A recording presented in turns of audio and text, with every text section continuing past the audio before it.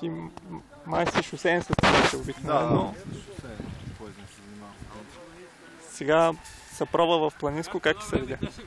Ами, доста по-различно от шосейното. Много по-опасно, да кажа. Спусанията самото има непредвидени препятствия. Да.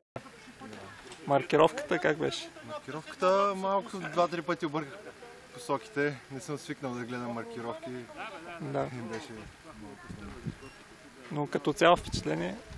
Цяло харесва ми много, даже мисля да продължа да се пробвам, да карам. Да, ти доста добре се представи днеска.